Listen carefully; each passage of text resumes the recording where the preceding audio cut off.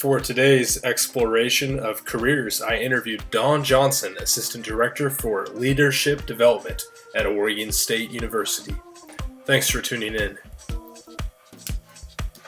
So I guess we can start with the million-dollar question. What is leadership? It seems like a pretty broad topic. Maybe in like 2 or 3 minutes. Yeah, sure. Well, you know that when we first got into this, I had that very same question. That was probably 7, 8, 9 years ago. So I started posing the question around campus to individuals, all different levels of responsibility on campus, and found out very quickly that there was no set definition for leadership, and none of them were really the same.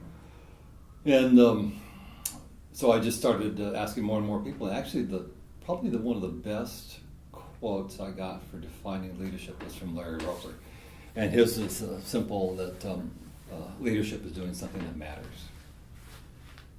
And when you wander through all that, I can believe that. I think that's what I've worked with, and that's what I believe. Right. Likewise, I've also done some work in the area of positive psychology, and had a chance to connect with Marty Seligman, who's a father of positive psychology, and posed to him the question of, in the realm of positive psychology, is there an element of leadership?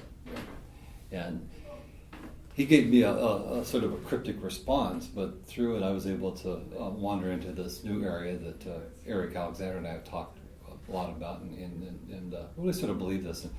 And it's the concept of when you talk about leadership, you're really talking about two different kinds of things. And this is more our thinking than others.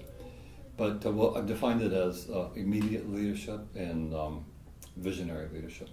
Immediate leadership being there's some sort of an emergency that just needs to be taken care of. Right. Somebody on an airplane has a heart attack, whoever's a doctor on the plane rushes to it and solves it. Yeah.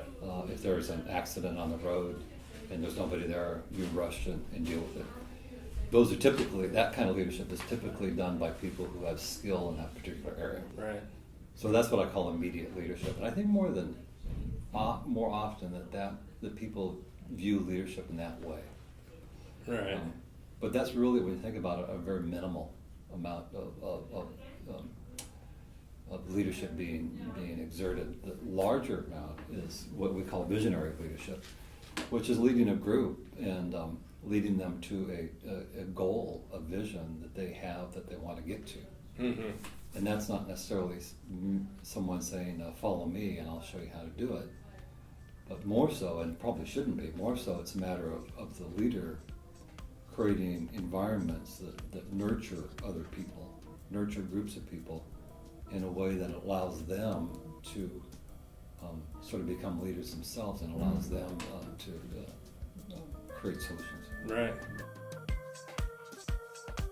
Well, so with programming and events in college, it's a way that we tend to deliver opportunities for leadership development. What in that process? What value do you see is that as an educational tool? Right. And you talk about events and programming, probably the definition of events and programming is changing. Right. And I think the historical perspective is a group of college students, in this case, would get together and learn in a lecture mode, mm-hmm. where information is given to them.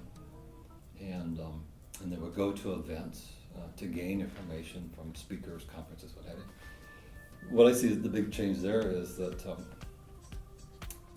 two things is students, because of technology and the vast opportunities that technology provides that did not in the past, students are able to sort of go shopping for what they want in the area of leadership. Right. And they're able to find areas that make sense to them and are more suitable to their way of learning.